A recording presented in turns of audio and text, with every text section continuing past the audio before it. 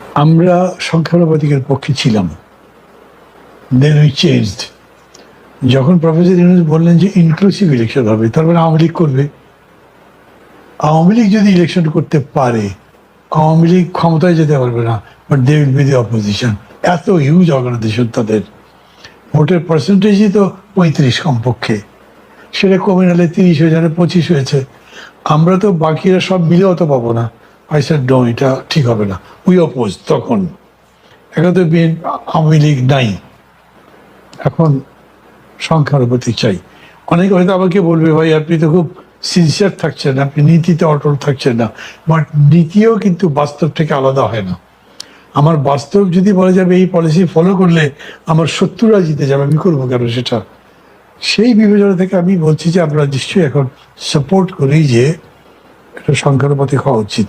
হলে পরে মানে এই যে এক পার্টি দাপট থাকে না, কমে যাবে।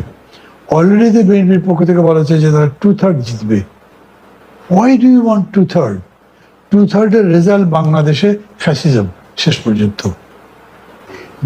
ডেমোক্রেসি মানে একটা ব্যালেন্স। বহুত্ববাদ কেন বলা হয়? মতের বহুত্ববাদ, তো প্রকাশের বহুত্ববাদ, সেটা করবে। রিয়েল ভোট মানে ওটা হলো যে রিয়েল প্রতিনিধিত্ব বোঝায়, মানুষ কতজন কাকে সাপোর্ট করে, সেটা ভালো। আমাদের এখানে হয়েছে কি, আমরা কিন্তু খুব কনজারভেটিভ সোসাইটি, আমরা খুব চেঞ্জ সহজে দিতে পারি না। চেঞ্জ মানে ভুল হাঙ্গামা করে যেটা হয়ে গেল, চিন্তা ভাবনা করে বুঝে শুনে নেওয়া, এটা আমাদের ইয়ের মধ্যে নাই। এখন সংখ্যানুপাতিক ব্যাপারটাতে জোর দেওয়াই উচিত, আগে থেকেই দেওয়া হচ্ছে। যদিও আমি আমার কথা বললাম, বেশিরভাগ তো সংখ্যানুপাতিক চায়, সরকার কি করবে তা তো জানি না। দেশে মানে ত্রিমুখী লড়াইয়ের প্রবণতা কোনো কোনো সময় হয়েছে, সাস্টেইন করে নাই। এখন হয়েছে একমুখী, দ্বিমুখী তো নাই, যেহেতু আওয়ামী লীগ নাই। আমি আবার বলি, ভাঙচুরটা অনেক বড় হয়েছে। ভাঙচুর যদি মনে করে যে ভাঙ্গা এবং গড়া, ভাঙ্গাটা হয়েছে, গড়াটা হয়নি। কিন্তু নতুন কিছু গড়বেই না, যদি গড়ে এখানে এক পার্টি দিয়ে তো গণতন্ত্র হবে না। এটার জন্য আমাদের অপেক্ষা করতে হবে। সেনাবাহিনী যদি প্রোটেকশনটা না দিত, তাহলে ব্যাপক জীবনহানি ঘটতে পারতো, এনসিপির এই নেতাদের জীবনহানি ঘটে যেতে পারতো। এরকম সংঘাতের জন্য এনসিপি বা সরকার কেউ প্রস্তুত ছিল না, যার কারণে হয়তো তারা এটা আকস্মিক একটা পরিস্থিতির মধ্যে পড়ছে। এবং যেটা মানে এই যাবৎকালের গত 5ই আগস্টের পরবর্তী কয়েকদিনের ঘটনা প্রবাহের পরে একটা লম্বা সময়ের ব্যবধানে একটা খুবই মারাত্মক এবং সিরিয়াস একটা ঘটনা। এই ঘটনা পুরো রাজনৈতিক পরিস্থিতির পাল্টে দিল। যে তাহলে গোপালগঞ্জে এই ঘটনা ঘটলো কেন? এনসিপি তো সারা দেশে পদযাত্রা করছে শান্তিপূর্ণভাবে, কোথাও তো সমস্যা হয়নি, এখানে সেই সমস্যাটা হলো কেন? সমস্যাটা হলো এখানে আওয়ামী লীগের নেতাকর্মীরা তাদের শক্তিমত্তা প্রদর্শন করলো।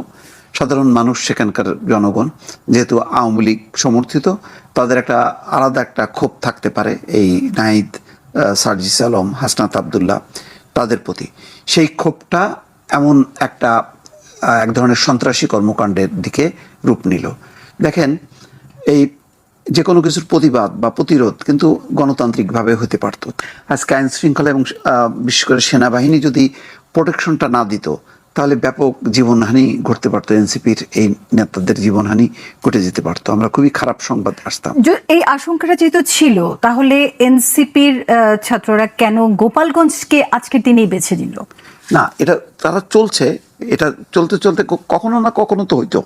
এটা আজকে করলো বলে আজকেই ঘটনা ঘটলো তা না। যদি 2 দিন আগে হতো, এটা হয়তো 5 দিন পরে হলেও সেটা ঘটতে পারতো। এই ক্ষেত্রে আমি মনে করি এনসিপি সরকার আইন শৃঙ্খলা বাহিনীর অতিরিক্ত মেজার্স নেওয়া উচিত ছিল, বা কর্মসূচিটাকে তারা আরো প্রলম্বিত করতে পারতো, বা এই জেলাটা তারা অ্যাভয়েড করলে পারতো।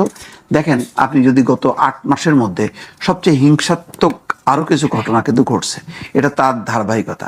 আপনার মনে আছে স্বেচ্ছাসেবক দলের 1জন বা 2জন মারা গেছে, তারা পথসভা করে যখন চলে যাচ্ছিল তখন কিন্তু আওয়ামী লীগের নেতাকর্মীরা হামলা করে, সেনাবাহিনীর গাড়ি পোড়ানো হয়েছে, অফিসার আহত হয়েছে, তারপরে চিরুনি অভিযান সেখানে চলছে। এটা ধারাবাহিকভাবে চলতে চলতে আজকে সেখানে ওই অবস্থা, মানে ওখানকার আওয়ামী লীগের নেতা। জি, বোঝা যায় যে গোপালগঞ্জ এখনো আওয়ামী লীগের ঘাঁটি। নিঃসন্দেহে গোপালগঞ্জ আওয়ামী লীগ অধ্যুষিত একটা এলাকা, সুতরাং সেটাকে, এবং শেখ হাসিনার জন্মভূমি, বঙ্গবন্ধুর জন্মভূমি, সব মিলিয়ে গোপালগঞ্জের দিকে একটা নজর আছে, সেই জন্য আলাদাভাবে তারা এই নামটা করছে। এই নামের মধ্যে কোনো সমস্যা নেই।